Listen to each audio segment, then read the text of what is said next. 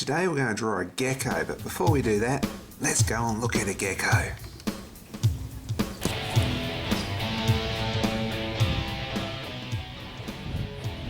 I'm not sure what species of gecko this is because I'm not catching him. If I could catch him, count the scales on his toes, ask him what he had for breakfast, I might have a clue. But just guessing, he looks quite a lot like a binose gecko. I'm going to draw a fairly generic gecko. So I'm going to start off with a bit of a body shape here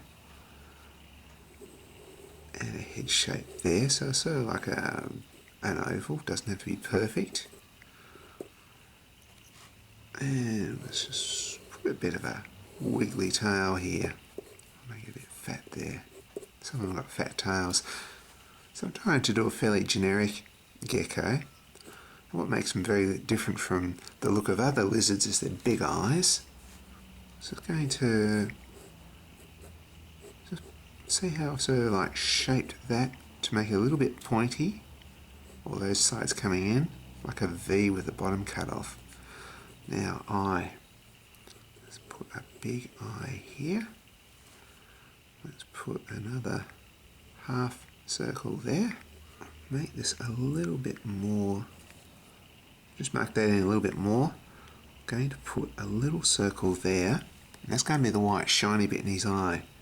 It's going to have a little slit for an eye here.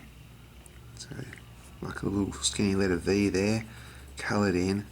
Now, back of the head. That's a real frog-like heads. Round that off a bit. So he's starting to look a bit gecko-y. Just here I'm going to do his lower jaw. So this is just going to come around like this. I'll put a few wrinkles there. See that? Wrinkles. Now let's put one leg here. So 2 lines that way, 2 lines that way. Round it off there. I'll put some creases in there. And we have to do those wonderful feet. So I have to do 5 toes, or 5 fingers, just like us. We're going to do like the number 11, like 2 lines together. There. I'm going to do this 5 times. Another one there. See how I'm making them also really spread out. So they spread out really wide. This guy's going to be climbing a wall or a rock face. Now at the ends of all these we're going to put sort of like an oval.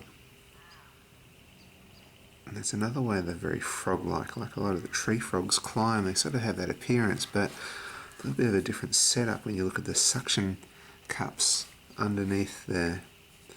So it's actually not suction cups, it's very like rough scales. It's almost like that first Spider-Man movie where you saw him climb up a wall. So this roughness that grips onto surfaces. What I'm doing here is some more wrinkles under his armpit. I might make his tummy come out a little bit there. Don't want to see him too skinny looking. Now, if we put this one bent, let's put the other one straight and facing away.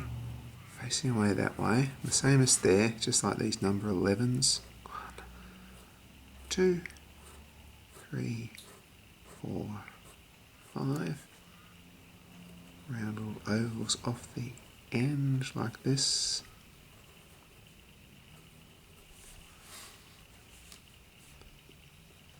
Now I'm going to put that one straight. I'm going to try and put this one fairly straight-ish. Put a little bit of a bend in it. And this one here I'm going to have bent like this. So you see how it sort of has a feeling of movement. They're not just straight, they're a bit all over the place. Right. 2, 3, 4, 5. 5 toes, 5 fingers, just like us humans. Because they're vertebrate animals like us.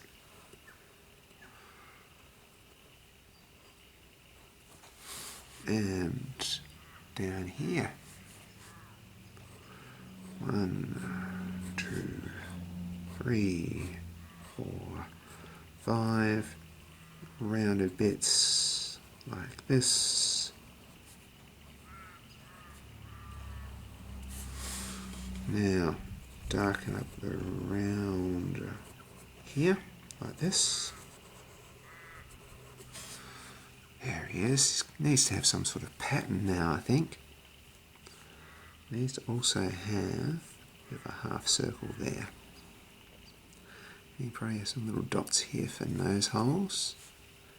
He's probably also got a little bit of a groove there for an ear. So, needs more wrinkles, I think. Some wrinkles there, there. Maybe even a bit of a wrinkle there. The wrinkles will be on the other side there.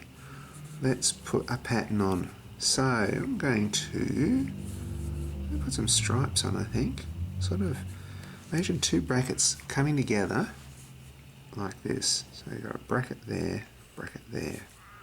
So we can do that. Down here, as we get to the head, we're going to make them smaller. Like that. We'll do big ones here.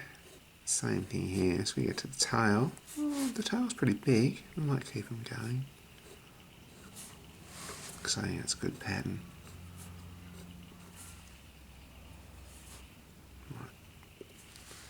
What else can we do? Let's put a couple of spots on his head. And some spots on his legs.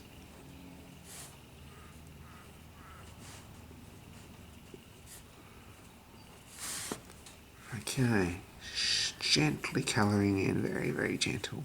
Don't want to make it too dark. So gentle colouring in. What am I using? I'm using a 4B. So I don't have to press very hard at all. It's all very dark already. There we go. Well, there's our gecko, and sort of at a beginner's level, that's pretty good, but let's go a little bit further. What separates a beginner from, say, an intermediate is probably shade. We're going to have this guy up on a wall, so let's put some little craters. See this? You do a little oval and you just colour in the top part there. It looks a bit like a crater, maybe a crack in the wall.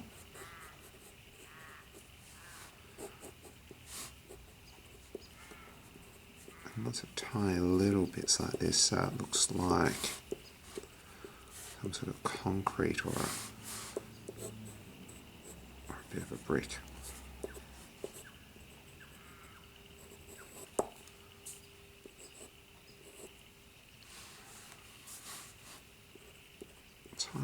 Tiny dots, and then the occasional oval with the top coloured in, like little craters.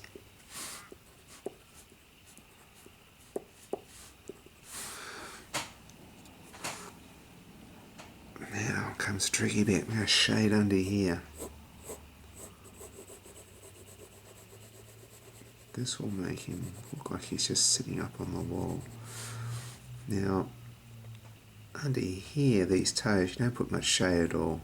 Hardly any. Under the leg a little bit more, under the body a lot more. Not much more, you see it's probably twice as wide as it is on the leg there. Because whatever part's touching the wall and is sort of short and flat like that, it's not going to cast much of a shadow. But his head will. A bit of a shadow there.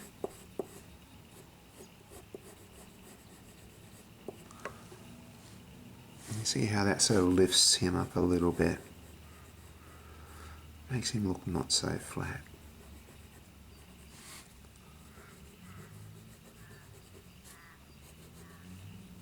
It's a tricky one. Bit of shade there, bit of shade there because the light's coming down here. Not too much. Now the other thing we can do is some geckos have claws that we can see. Just tiny little letter V's like that. Maybe open them up a bit. Just a little extra detail.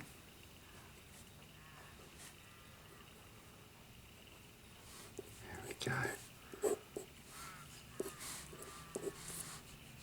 Might put just a bit of shade around the corners here. No, I've decided I'm going to shade the background ever so lightly. So if you do this really, really lightly, what this is going to do is make the gecko stand out a bit more, because I'm not shading parts of the gecko, so the white part's going to be there. Also, look at that eye in a minute.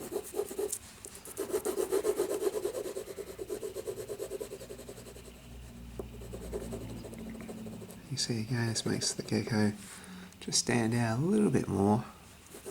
Very, very gentle. This is where, you know, if you can just shade real gentle, hold your pencil like that, you'll get more contact with the paper. Very, very gentle, soft shading brings out that gecko, because now the only bits of paper that are white that you can see is actually the gecko, so it makes him stand out a bit more. And as for this eye here, very, very gentle shading both sides of the white bit. There's our gecko finished.